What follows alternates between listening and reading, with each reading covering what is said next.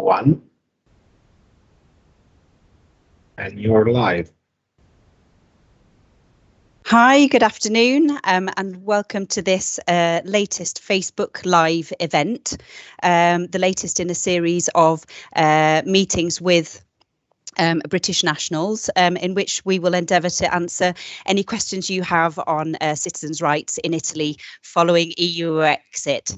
I'm Caroline Ingham from the British Consulate in Milan, and with me here today are my colleagues Geraldine Williams and Vittorio Dominigianni from the Embassy in Rome. Without any further ado, so to get through as many questions as we can this evening, our first question comes from Mr. Richard Thompson, who says, I have a Carta di Soggiorno and I will drive to Slovenia for a couple of days in March. Do I need to get a visa, and what are the procedures for entry and returning to Italy? Jerry, one for you, I think. Right. So let's have a look. Was that Mr. Thompson, Caroline? Yes. Perfect. Okay, so I have a Carta di Soggiorno. I'm driving to Slovenia for a couple of days in March. Do I need to get a visa?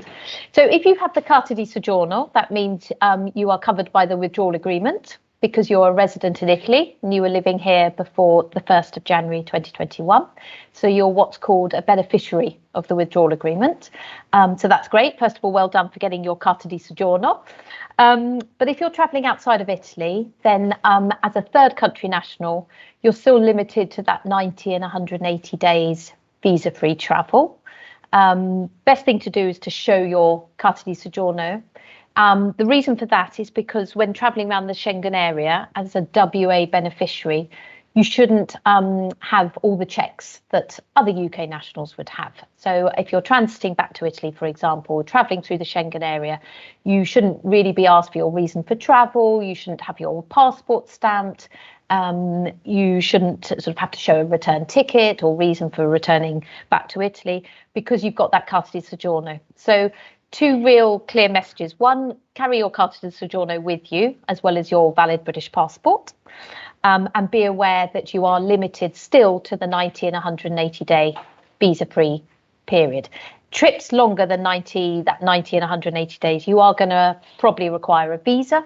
So you would need to check what the immigration system is for the country that you're visiting. But if you're going for a couple of days in March to Slovenia, should be fairly straightforward. You've got your Carta di Soggiorno, you've got your passport, and you shouldn't have your passport stamped or any checks if there are internal border checks.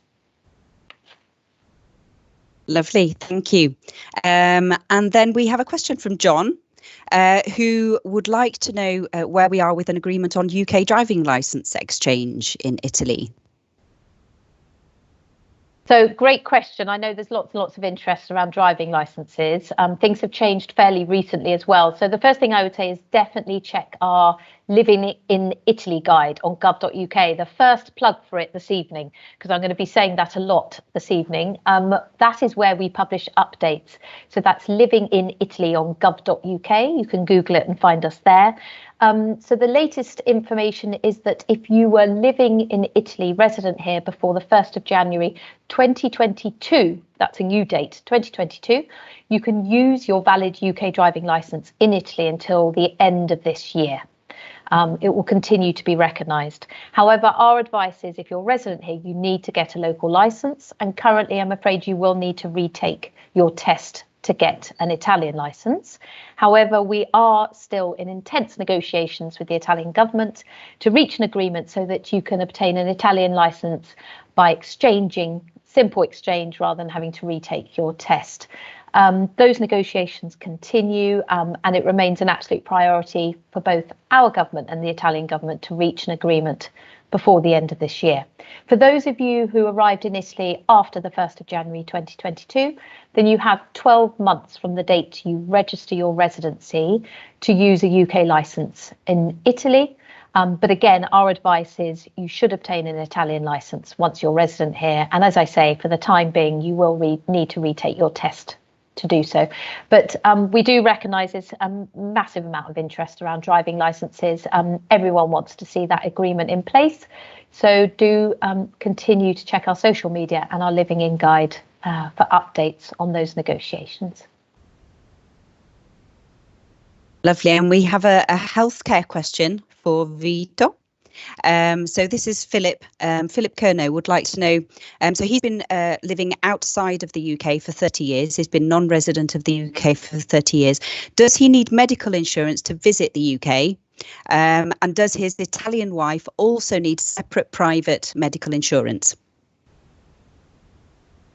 So from the question, I understand that he's resident in Italy. So if he's resident in Italy and registered for healthcare in Italy, so insured by Italy, he should be entitled to an Italian EHIC, which is called TEAM in Italian. That card gives you entitlement to have cover in the UK for any necessary healthcare treatment you need while visiting the UK, so on a visit. So the same applies to his wife. So you just need to make sure that you bring your term with you. It's basically your tessera sanitaria, the plastic card. The back of that card has the details of your term. So make sure that one is in order. So you bring that with you. Having said that, we always advise to take private insurance anyway, because the term, as the UK EHIC, doesn't cover for everything. Like, for example, it doesn't cover medical repatriation, which can be very expensive. Hopefully you won't need it. You won't need any of this. But just in case, we always advise people to bring the term, which will cover healthcare treatment, but also take private health insurance.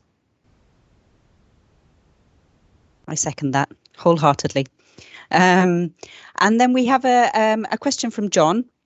My wife and I are both UK citizens.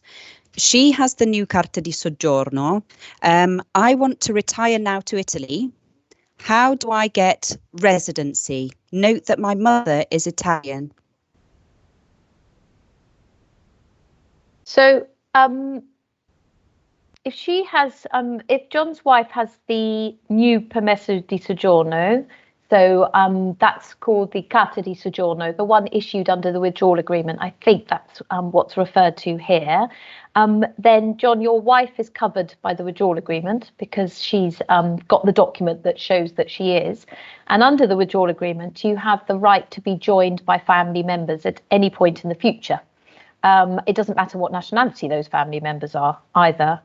They have to be close and current family members, and you as a spouse, as a partner, would, as the husband of your wife, have the right to settle in Italy at any time in the future, and also be covered by the withdrawal agreement yourself. So the rules are that you would need to arrive in Italy, and within 90 days of your arrival, request yourself the Carta di Soggiorno from the Questura.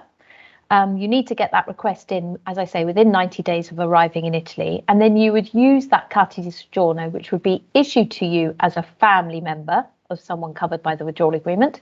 You would use that Carta di Soggiorno to then register your residency with the town hall, the comune, as a third country national, but somebody who is covered by the withdrawal agreement. I don't know, Vito, if you want to say that my mother is Italian, I don't think that would necessarily make a difference unless you also have a right to Italian nationality, at which point you could explore if he has a right to Italian nationality, which might make the settlement process easier. As an Italian national, he won't need to comply with immigration requirements, and he would be able to settle as an Italian national, but he needs to make inquiries either with the Italian consulate in the UK, if I understand he's in the UK, if I understand correctly, or when he arrives in Italy with the Italian comune or prefettura that deals with the Italian nationality. Perhaps better to get information before arriving in Italy through the consulate. Yeah, good idea. The UK. Good idea. If you, it's maybe worth saying now that if you, for those with Italian nationality, so perhaps dual nationality, say he finds out that he can get Italian nationality, he gets Italian nationality, then the legal requirement in Italy is that you need to register as an Italian national rather than as a British national once you're in Italy. Caroline, are you with us? Otherwise, I'll go on to the next question. So Claire has asked, can you please explain where the sticking point is on the exchange on driving licenses and how close we are to an agreement? Bit tricky really to give a sort of commentary on the negotiations. So I don't think I'm in a position to do that. What I will say is what I said earlier, especially for those who are joining now, is that, you know, the negotiations continue at pace. They really are a priority for us. We've got this grace period until the end of the year, but both governments' intention is to get that agreement in place before the 31st of December. And that agreement would provide for the right to exchange your licence for an Italian one without having to take a test. Our advice is very clear online, though, that is, don't wait for an agreement to obtain an Italian licence. If you're a resident here, you should get yourself an Italian licence, and as I say, that does for the time being mean you should you'll need to retake your test. But as soon as we have further updates, we do recognise huge amount of interest around driving licences. We'll push that out on social media, on our Living in Italy page, and so on. I'm back. Sorry about that. So now we have a question from Sarah, who says, I sent a PEC email to the Questura in Milan a few weeks ago about the Carta di Soggiorno, to apply for the Carta di Soggiorno, and I haven't even had a reply. What should I do?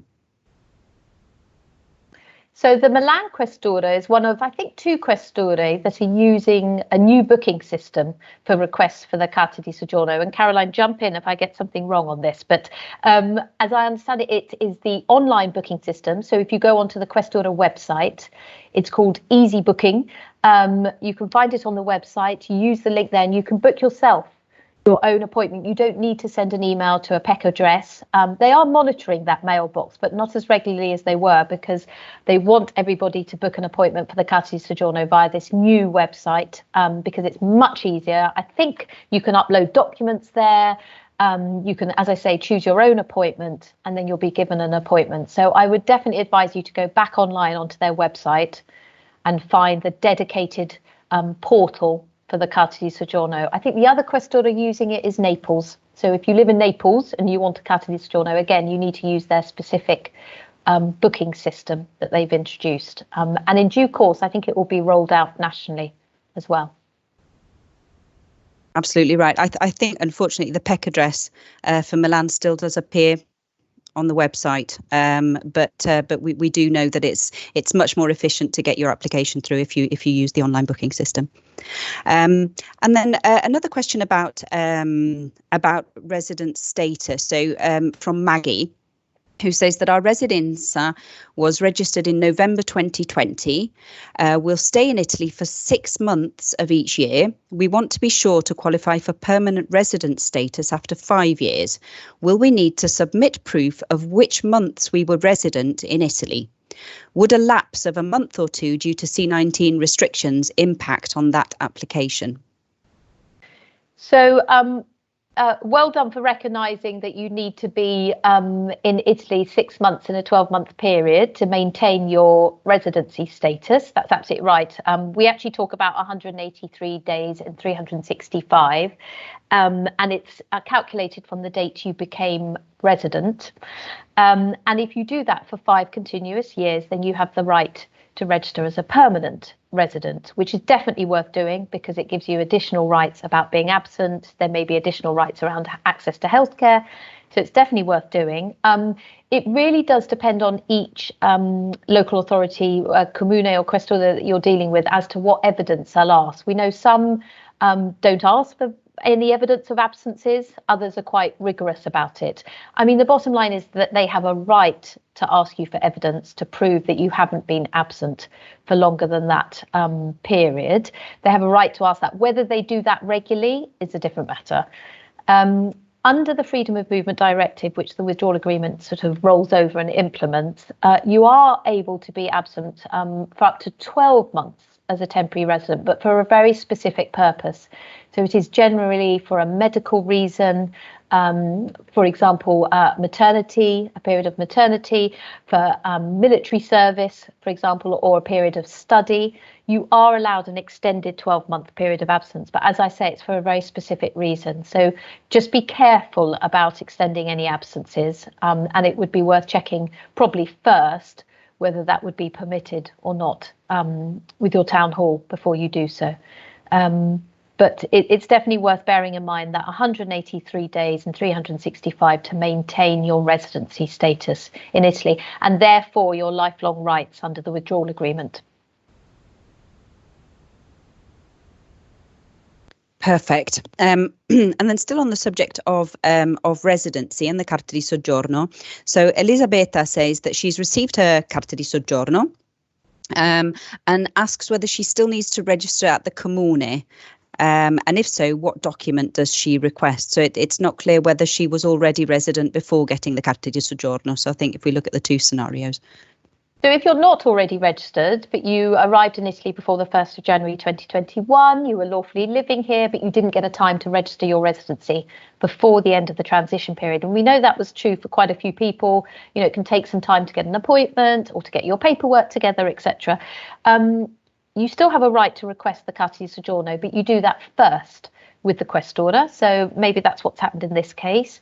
You get your Carta di Soggiorno from the Questor, and then you go to your town hall, your Comune, with your Carta di Soggiorno, and you register your residency at that point. You definitely need to do both. You need to do the Carta di Soggiorno with the Questor, and then take that to the town hall and register your residency. It's really important that you register your residency. If you're already registered as a resident with the Comune, you go along to your Questor as soon as you can. Our advice is to get the Carta di Soggiorno. Don't wait. Go and get it now. Go and make an appointment.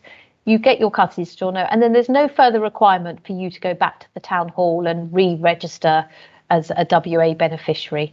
You've got your EU residency document. You've got your Carta di Soggiorno.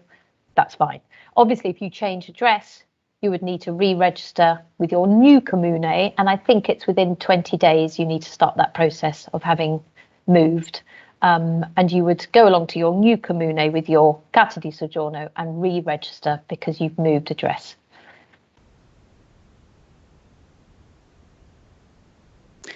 Lovely. And then a change of subject. So on voting rights, but actually voting rights in the UK. So Sally says, I've not lived in the UK for many years, as I was with the UN in Italy, but I've retained permanent residency in the UK. I've bought a house in the UK in April 2021. Can I join the electoral roll in the UK?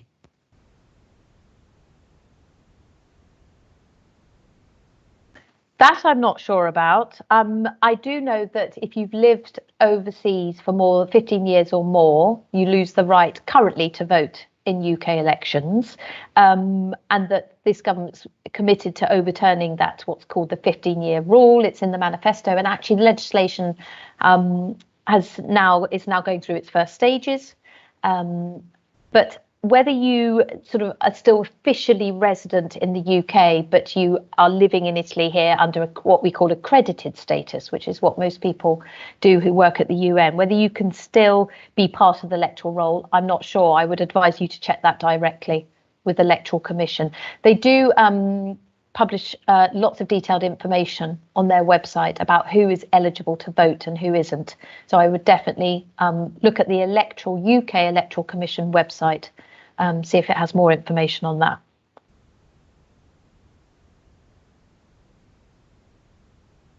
Okay, so again, another change of subject. So we're talking about passport stamping. However, so Teresa would like to know what happens if her passport has been stamped, but she then goes on to say, I'm an Italian citizen, as I got married to an Italian before 1984.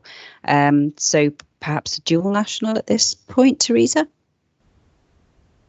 Yeah, it's a bit unclear which passport was stamped. I mean, I'm assuming it's a British passport that she was using as a dual national, because I know people use one passport to go one way and another passport to travel another direction.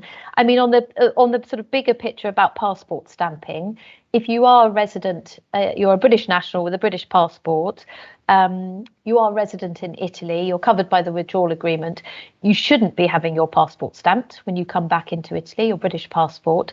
It's not illegal. It's not legally incorrect of the Italians to stamp it under the Schengen Border Code, but it shouldn't be happening because you are a WA beneficiary. But we would reassure you that a stamp doesn't impact your rights in Italy.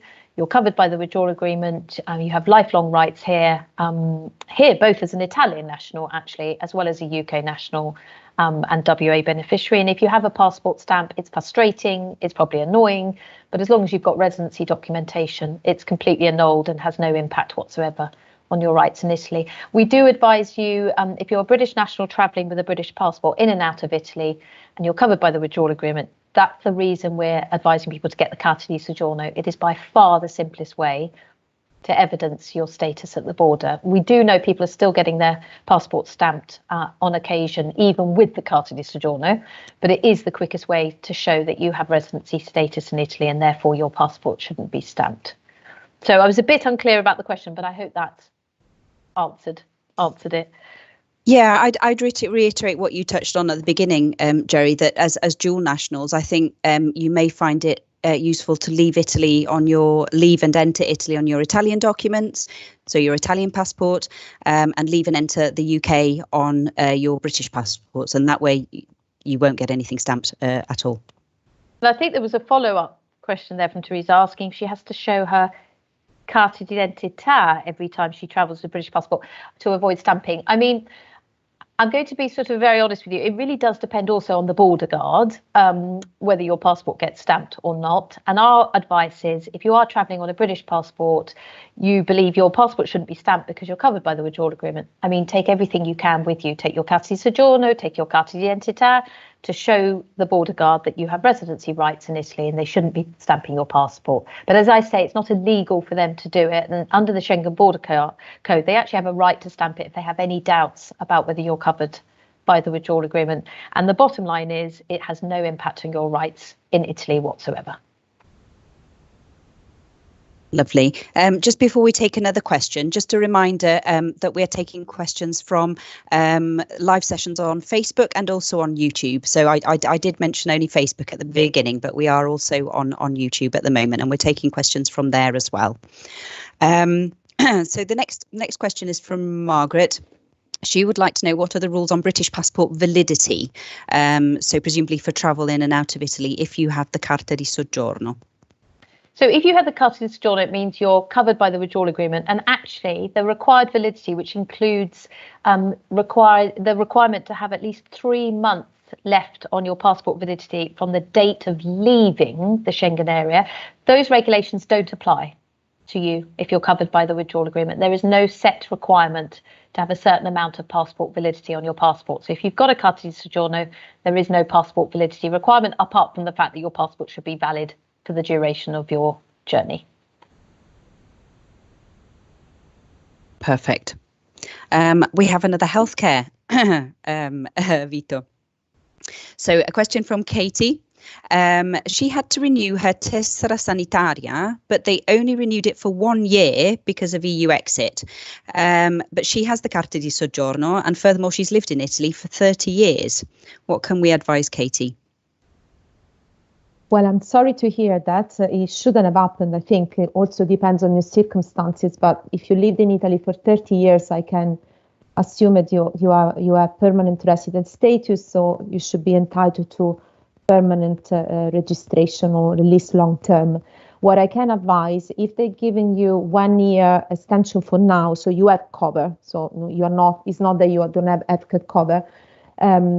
What we are doing at the moment is we are talking to the Minister of Health to make sure a clearer guidance is issued to the local health authorities, because we are aware there have been issues here and there about UK nationals wanting to renew their healthcare registration and not receiving clear information or incorrect information.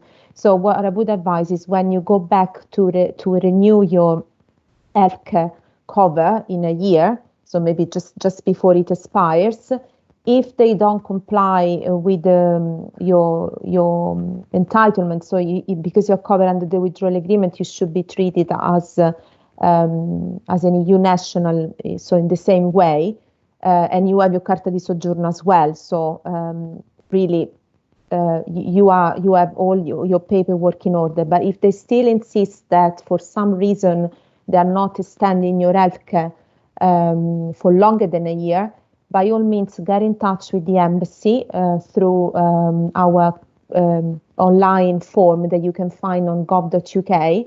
And at that point, we can try and speak with your local health authorities. As I said, for now, you have cover, and we are going to have more guidance issued by the Ministry of Health in the next weeks.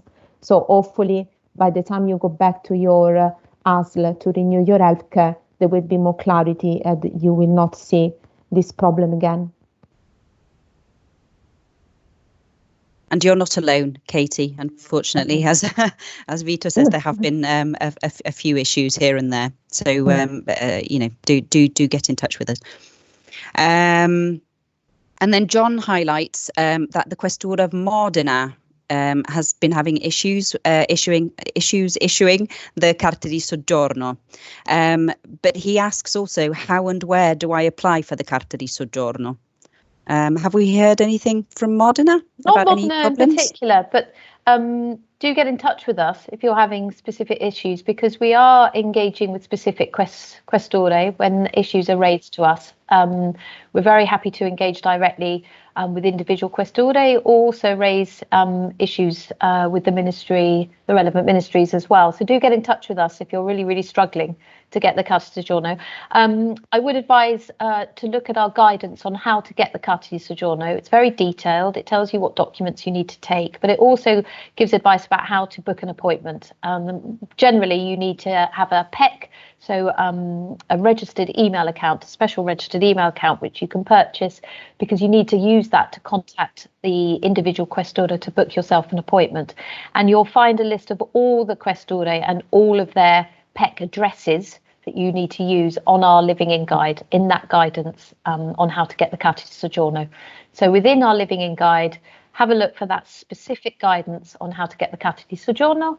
And within that guidance, you can find details of all the 105 Questore that are issuing it, and the one that you need to use to book yourself an appointment.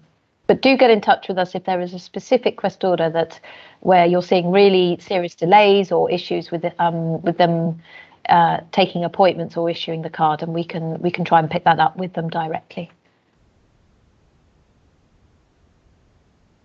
And another one about driving licenses, but it is quite a specific question. So Anna is having problems applying for first driving licenses for her teenage children, as the motorizzazione are insisting that they are extracomunitari. They have permanent residency conferred in 2020, and they have the paper attestazione di soggiorno. But per via questura insists this is no longer valid post-Brexit. The Ufficio Immigrazione say it's not a titolo di soggiorno, it's only an attestazione. Sort of a mix of issues there, I think. Yes. But should we address the driving licence? I mean, I haven't heard of that problem before. So if it continues to be a serious problem, do get in touch with us. Again, via our online contact form you can find on the British Embassy, but also at the bottom of the Living in Italy guide. So do get in touch with us and we can see if we can try and unpick that one. It raises an interesting point about the attestazione di iscrizione anagrafica. For those of you who have followed us for many months through the EU exit period, you'll remember that document because it was the first one that Italy started issuing as evidence of your rights under the withdrawal agreement, and you could get it from your comune, from your town hall. It is still available to people covered by the withdrawal agreement, but it has been superseded by the Carta di Soggiorno, which you get from the Questura, which is the one that we've been talking about this afternoon. So I think my first advice would be to actually get the Carta di Soggiorno for your children from the Questura, because that may be more easily recognised by local authorities than the attestazioni di iscrizione anagrafica, even though both documents are issued under the withdrawal agreement. Because the Carta di Soggiorno is issued by the Questura, it might be more easily recognised as a titolo di soggiorno. And try that with the driving office. But as I say, if you are having serious difficulties, do get in touch with us, and we can take that forward with the office itself. Because there is no doubt about it that both the attestazione di iscrizione anagrafica and also the Carta di Soggiorno is valid. They are valid evidence of your rights under the withdrawal agreement and should be recognised as such by all local authorities and providers. Perfect. And then another one on residency with the Comune. Nigel would like to know what happens if you don't register with the Comune after getting your Carta di Soggiorno? I don't think we've ever been asked that, I have to say. But my understanding, it's a legal requirement to register with the Comune. You know, whether you're an Italian national, whether you're an EU national, a UK national, third country national, you are required, if you're living in Italy, to register with your local Comune. So although you have your Carta di Soggiorno and that is your best evidence of your rights under the withdrawal agreement, and actually probably what you'll most commonly use at the border and you know, accessing healthcare and all the rest of it, you do need to register your residency with the Comune. And I think it also links through to healthcare, Vito, is that right? Yes, absolutely. Because if you then want to register for healthcare, you will need to produce evidence of your residency with the town hall. So any residence certificate, the Questura document is not enough for the ASL. That's for healthcare registration purposes. So, and we do know that it's a requirement to register with the Comune for your residency. So we would advise you to go ahead and register. Absolutely.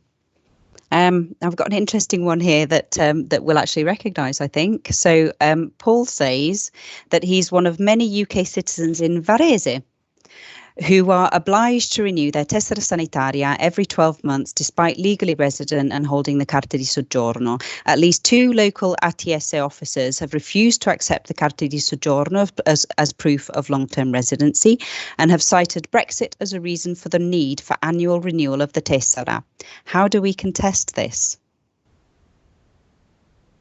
Caroline, we are very aware of this problem in Varese, and we have raised it. We are engaging with the ATS, and as I said before, we are also in discussion with the Ministry of Health to send more detailed guidance also about the specific cases. So what I would say, I would reiterate the message that I gave before. If you have cover now, so if your healthcare was extended for a year, so you are covered, just wait for this guidance to come out to the Ministry of Health. And next time you go, let's see if the situation changes and they recognize your rights. If they don't, of course, you can make contact with us and we can see what we can do to help you. I wouldn't, for the moment, probably there is no need to make contact because, as I said, we are waiting for this new guidance, which will probably hopefully bring more clarity to the local health authorities, and we are hoping that all these issues will be resolved naturally. But if the problem continues, we are very happy to engage with your ASL. From your question, I understand, Paul, that you are a permanent resident, so you've been living in Italy for more than 5 years. So that's what gives you, you've been legally living in Italy. So throughout the 5 years, you've been covered for healthcare and legally living here. So this kind of length of stay will give you permanent resident status.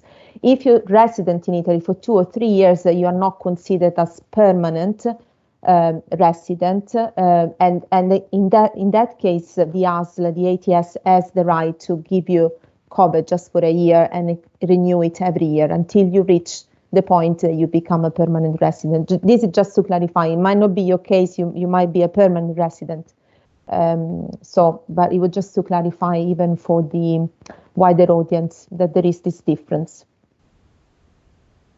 And just to add to that, that any updates to guidance or sort of new procedures will be new guidance will be added to our Living In guide. There you go, Jerry, be proud of me. A question from Michele, who would like to know, can a Dutch permit issued under the withdrawal agreement be converted into an Italian one for the purposes of work, or do I need to apply to the Questura, to the Prefettura and the Questura for a 1-year assignment? So I'm not quite clear what is meant by a Dutch permit issued under the withdrawal agreement. If it's sort of a residency card issued because you are a legal resident in the Netherlands and you're covered by the withdrawal agreement, your withdrawal agreement rights are linked to your residency in the Netherlands. So you can't sort of take those rights with you and convert them to kind of withdrawal agreement rights linked to Italy.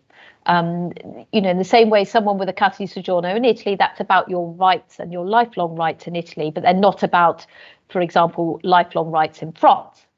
Those you would lose those a lot of the withdrawal agreement rights if you move to France, so the ones associated with residency. However, there is such thing as a frontier worker permit, which means you live in one country, EU country, you're covered by the withdrawal agreement, but you regularly work in another country, and you have a permit issued to you under the withdrawal agreement that entitles you to move freely between those two countries for the purpose of work without a visa, because you were a frontier worker before the end of the transition period and you continue to be a frontier worker. If that's the case, then that frontier worker permit is valid under the withdrawal agreement and entitles you to work in Italy without a visa. So it's a little bit unclear what documentation he does hold, but I would say bottom line is that if you have withdrawal agreement rights in the Netherlands, you don't transfer those rights if you move to Italy. If you wanted to work in Italy, you would have to meet the Italy immigration requirements for workers, but you may be holding a frontier worker permit, which does entitle you to work in Italy on a regular basis without a visa, but you would need to check exactly what permit you hold. Great. Not a question, but somebody has just flagged for us that Marghera Questor is not responding to their PEC email address. So Okay. just one to take a note of. And then Ilaria tells us that the Agenzia delle Entrate is treating withdrawal agreement beneficiaries as extracomunitari, despite the prohibition of discrimination under the withdrawal agreement. Can we push the Agenzia delle Entrate to issue a circolare as IMPS did? Absolutely. I mean, we engage with the Agenzia delle Entrate regularly on lots of different issues. I suppose having some examples in what way they're treating UK nationals differently would be useful. I'm not quite clear on sort of the impact of that and how that's being felt by UK nationals. But the wider point about them being non-discrimination articles in the withdrawal agreement is absolutely correct, in the sense that if you're a UK national covered by the withdrawal agreement, you're still a third country national. You're not an EU national, but there are articles in the withdrawal agreement that says you cannot be discriminated, for example, for purposes of work or access to services. And that you should be treated the same as an Italian national or another EU national, apart from for very specific reasons. So if there are serious issues with the Agenzia delle Entrate, we'll absolutely engage with that. So please, as always, get in touch with us via our online contact form on Living In Guide, and we can take that forward. You know, we've engaged extensively with the Ministry of Interior, with the Ministry of Health, as Vito was saying. Before the end of the transition period, we did a lot of work with the Ministry of Labour. They updated their website after our engagement, and we engaged a lot with IMPS as well, who issued 3 or 4 very, very useful circulars. So we're very, very happy to engage with the Italian government and with local authorities. So get in touch with us with some examples of where things aren't going right, and we can certainly take those forward. Perfect. And now we're going to whiz back to healthcare and tessera sanitaria again. Ashley would like to know how to get her tessera sanitaria after EU exit if she's working remotely. She's a UK national who's been living in Italy for almost 3 years with a Carta di Soggiorno, but she's currently working remotely for a UK company. She has an Italian partner and an Italian child, which I'm not sure. That's an interesting question because it's a bit of a gray area. There are some points that I can clarify. So under Italian legislation, you can be covered for healthcare if you pay social security contributions in Italy. So it's not purely residency based, but you need to show that you qualify, that you have an entitlement to be covered for healthcare. In this case, if I understand correctly, you work for a UK company, so you pay your national insurance contributions in the UK, even if you're based in Italy. So in theory, the UK should be responsible for your healthcare as you're paying your national insurance in the UK. But at the same time, you're saying that you have Carta di Soggiorno in Italy. So you applied to become a resident in Italy. You have two options. You could even explore with the UK if you are entitled to some form of health cover, like if you were a posted worker, say, and if they could issue some form of healthcare entitlement, like an S1 form. Or you could use your EHIC, for example. But the problem is that you are resident in Italy, so probably the EHIC wouldn't work. More like an S1 form that would give the UK give you a document that states the UK is responsible for your healthcare. At that point, you could register it with your local health authority. But you need to make inquiries with the UK to explore if you could qualify in the same way as a frontier worker that travels between one country and the other. And the country where you work and pay your national insurance contributions is responsible for your healthcare, pays for your healthcare. The other way is because you're not able to produce an Italian work contract in Italy to show that you are entitled to be covered for healthcare, you could consider paying voluntary contributions in Italy. So paying an amount every year into the healthcare system. And you will be given a year cover, so from January till December, and you would have to renew it every year as it expires. This cover expires in December. As you are not married to an Italian, I don't think you can qualify as a dependent, even because you need to show that you are financially dependent on your partner, on your husband, on your spouse. You could check if you could qualify as a mother of an Italian national, but I'm not 100% sure in your case because you do work in the UK, and that makes a difference. You are paying social security contributions to the UK. So I'm sorry I cannot be absolutely clear with my answer, but the question is a bit complex because of the complexity of the remote working. But I know that in the UK they were looking at issuing more guidance about this, and so perhaps if you contact the UK authorities, they might be at the Revenue Office, or they might be able to give you some advice, or the NHS. Great. And then a similar question to one we had earlier.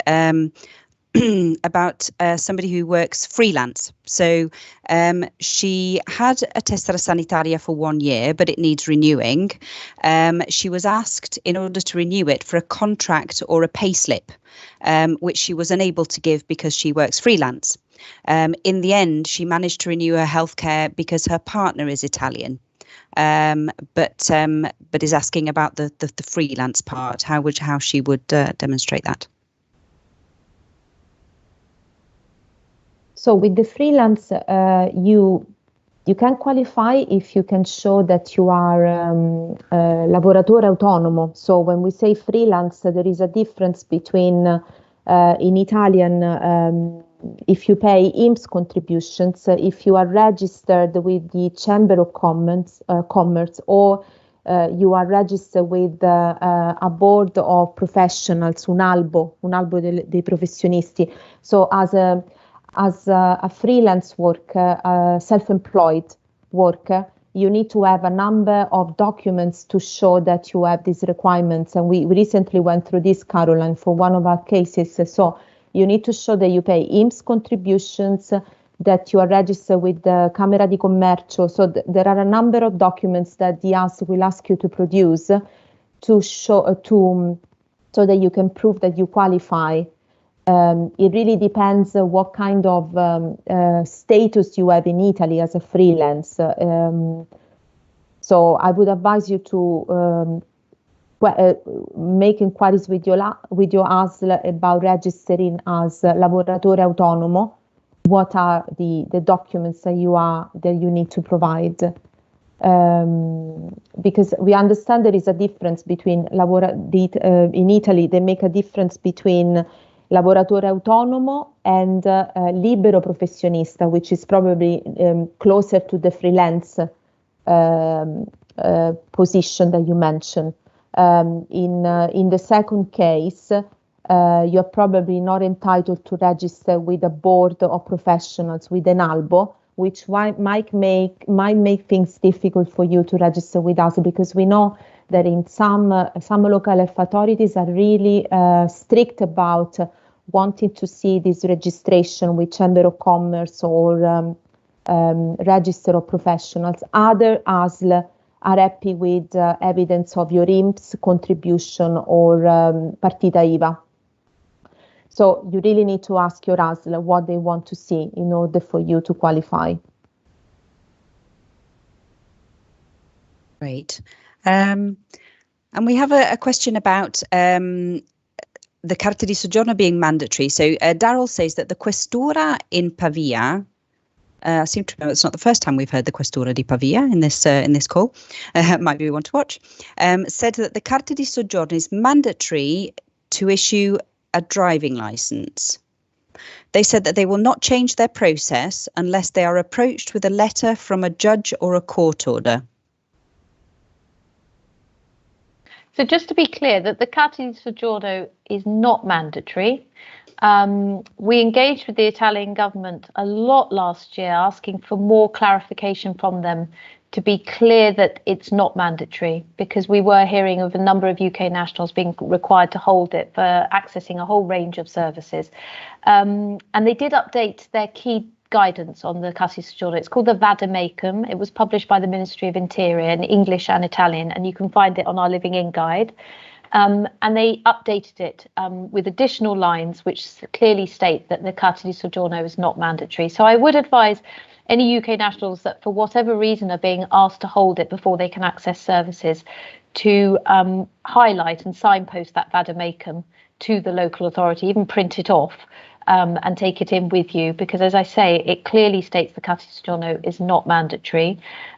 You'll also find on our Living In guide further clarification from the Italian government, another department actually, but again, very clear clarification that says the Carta di Soggiorno is not mandatory. So I would suggest printing that off as well from our website and using that. And if you are still being required to hold it, then please do get in touch with us, because we can follow up individual cases as well, because that shouldn't be happening. It's not mandatory. That doesn't mean that our advice changes. Our advice is still, please do request it as soon as possible, because frankly, life is going to be probably a lot easier in Italy once you've got hold of it. That's not to say there are issues with, around people who actually hold it, but it is by far the best evidence you can have of your rights under the withdrawal agreement. It's also not a paper document that's, if it's anything like my paper documents get scruffy in the bottom of my bag. It's a proper biometric card you can put in your wallet or your purse, carry around with you. And as I say, it's the best evidence you've got of your rights under the withdrawal agreement, but you should not be required to hold it to access services. So get in touch with us if you are. And then we've had possibly from people who've joined us later, because we were talking about this earlier, but we've had quite a few questions about exchanging driving licenses, about the current situation. We do actually have a question from somebody who said that they applied before the end of the transition period to exchange their driving license, but the application was blocked because of EU exit. So there's still, a lot of questions out there. But somebody who applied before the transition period, if I'm not wrong, should have been able to complete their Absolutely right. application. Caroline, without having to take a test. So if you started the process before the end of the transition period, you weren't required to resit your test. And however long that process took, you could complete it without taking a test. And there is a key circular issued by the relevant ministry and the Italian government, which we publish on the Living In Guide. So I would suggest printing that off and going back to your motor office with that circular, because it very clearly says that if you started the process before the 1st of January 2021, you can complete it without having to retake your test. And just to reiterate, we are very, very aware of the concerns. Our previous ambassador, Jill Morris, really put this at the centre of her last newsletter and video message to UK nationals before she left, to update UK nationals about the situation with driving licences. And because we didn't have an agreement in place by the end of the year, that's why we lobbied really hard and engaged with the Italian government on an extension to the grace period. So UK licences are now recognised until the end of the year if you move to Italy before the 1st of January of this year. So there is that grace period in which you can still have your valid UK driving licence recognised. And we continue to negotiate really intensively with the Italian government. And as I say, it's an absolute priority, both the Italian and the UK government, to reach that agreement on exchange before the end of the grace period. But as I say, the advice remains, you should get an Italian licence. And I would also underline something I didn't mention before. Other EU countries have different rules. So although a UK driving licence might be recognised in Italy until the end of the year, if you're using it in other EU countries, you definitely need to check whether it would be recognised without additional documentation in other EU countries. And that's another reason we say try to get an Italian licence, because clearly that's an EU licence and will be recognised around the EU. So we do recognise the lengthy time it takes to book a test, to get that sorted, get that through the process. And again, that's why we say start the process as soon as possible. Don't wait for an agreement to be in place at the end of the year. But rest assured, it is an absolute priority for us. Thanks, Jerry. And then a nice meaty healthcare one for Vito. This is a really interesting one. I'm curious to know the answer myself. So Timothy has a contract as a teacher, which is renewed every year, and it lasts until June. When his contract expires in June. He has a partita IVA. ASLA say that his tessera sanitaria must be issued every year and should expire in June when his work contract expires, but his work contract starts again each year in September. So he has a gap of a few months which is not covered by his assicurazione sanitaria. What should he do? That's an interesting one. I'm not entirely sure I have the answer. I think it depends if you qualify as lavoratore stagionale, seasonal worker, or if it's just a contract where you pay, basically you work as a freelance and you pay your partita IVA just for the months that you're working. From what I can see from your question, it looks like you remain without healthcare cover between July, for the months of July and August, because that's where your contract is not in place. It looks that way. I never had this question before. I'm sorry. This is something that we can look into, and maybe if we send a readout or something after this this Facebook Live, I can see if I can put something in the readout. I'm not 100% sure, to be honest. Thanks, Vito. Yes, we can certainly do that, I think. There's always a first in these events. It's even great, with all the amount that we've done, there is always a first. Always a question that keeps us on our toes. Yeah, absolutely. So another one on passport stamping. It's quite specific. So Elena Rack has the Carter di Soggiorno, and she flew to the UK and back, and her passport was stamped in Amsterdam. So she transited Amsterdam and her passport was stamped there. Next month, she has to go to Ireland for work, and her passport implies she's been in the EU for over 6 months. as she can't prove if or when she returned to Italy, but it was actually the same day. So she's in danger of being refused entry to Ireland. Can she do anything about that?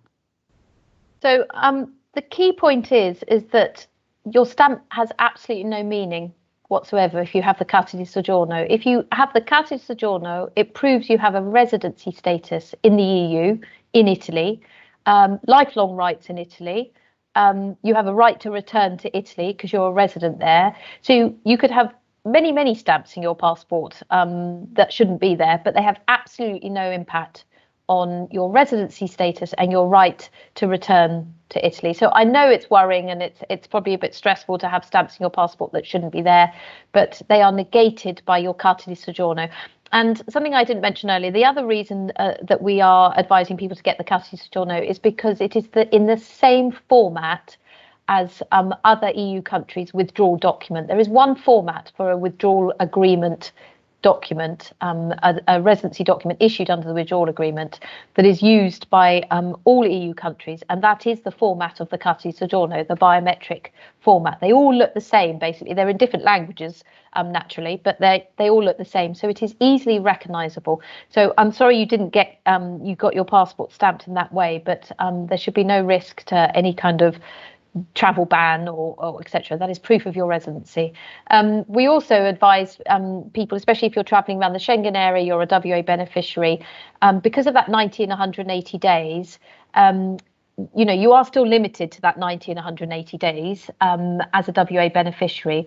And it's sort of upon you to ensure you don't go over that, so that even though your passport shouldn't be stamped, you need to count those days. And the best way of doing that is keeping evidence of, even things as simple as when you filled up the car with petrol, with your boarding cards, restaurant receipts and so on, just evidence of the time that you've spent in another EU member state so that you can prove that you haven't been somewhere for longer than 90 and 180 days, because your passport within the Schengen area probably won't be stamped anyway. So I hope that's answered the question. But as I say, try not to worry. Passport stamps shouldn't be happening. But if you've got a Carta di Soggiorno, that's the evidence of your lifelong rights in Italy. So actually, in Elinerak's case, it looks like she's been in the Netherlands for 6 months. Because it was stamped on when she was transiting. So if she couldn't show maybe the copies of her flight that actually Absolutely. She then carried on into Italy where she's resident, then that should be okay. Great. Yeah. I think we have time for a couple more questions. We have a question from Del Martin who wants to know, are there indications that the Carta di Soggiorno will become mandatory and when? So there's two ways of implementing the withdrawal agreement. One is a constitutive system where the Carta di Soggiorno would have been mandatory and there would have been a deadline by which you had to get it. And then there's the declaratory system, which some member states chose, which was that they would make available a biometric residency card issued under the withdrawal agreement, but it wouldn't be mandatory and there wouldn't be a time limit by which you should obtain it. In the future, there may be a time when all third country nationals, including WA beneficiaries, will need to hold a high security biometric card, which is what the Carta di Soggiorno is. So definitely keep your eye on that. But for the time being, as I say, it's not mandatory, but our advice is to get it as soon as possible as your clearest evidence of your rights under the withdrawal agreement. And, there have been issues with some Questori. We absolutely recognise that. But generally speaking, the rollout has gone pretty well. We've had good positive feedback from most Questori about getting the Carta di Soggiorno.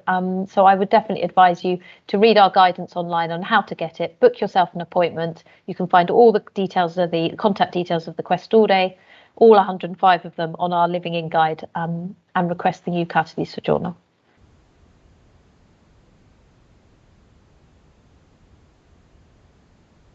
Caroline, I can't. Somebody had to do it, didn't they? I've managed to get it in right at the end. Sally would like to know if the Carta di Soggiorno is an additional requirement to her Carta d'Identità. Yeah, two completely different documents. It doesn't help that they sound so similar. And so we've done quite a lot of messaging actually on our social media where we've actually said if you hold a Carta d'Identità, you still need the Carta di Soggiorno because they sound so similar. One is from your comune, one is from the Questora. The Carta di Soggiorno is the document issued specifically under the withdrawal agreement. Your Carta d'Identità isn't. So definitely get it, even though you've got a Carta d'Identità.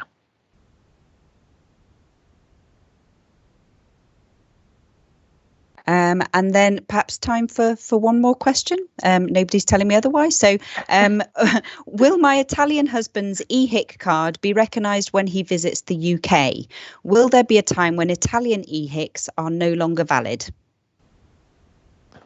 Okay, so the simple answer is yes. The Italian EHIC called TEAM, Tessera Europea Assicurazione Malattia, it is accepted in the UK for to cover for any necessary care while you're visiting the UK as a visitor, obviously not as a resident. This agreement, the continuation of the validity of the Italian EHIC as well as other European EHIC is part of the trade and the agreement under the Trade and Cooperation Agreement, which at the moment we hope will continue, and we have no reason to believe that it will stop. It will be reviewed through the years, so we don't know if there will be changes in the future, but at the moment we have no reason to believe that this part of the agreement, the Social Security Coordination Protocol, will be amended. So hopefully it will continue to be valid. If not, we will for sure let you know through our comms, but this will be in many years. So I wouldn't worry about that for now. Great. I think that's all that we have time for today. Just a reminder that most of the things that we've been talking about today, you can find lots of information, lots of details on our Living In guide on gov.uk. So www.gov.uk/living in Italy, including the circular on driving licenses, various bits and pieces on healthcare, how to apply for the Carta di Soggiorno. So please do keep an eye on that. Anything new that comes into play will always be you'll always see it there first. So thank you for all your great questions today. As Jerry said, keeping us on our toes.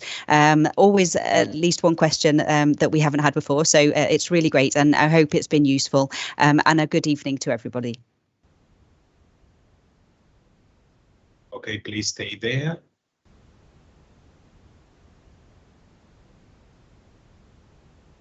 Perfect. Tu come sei? Posto? Togli il microfono, così almeno. Posto, perfetto.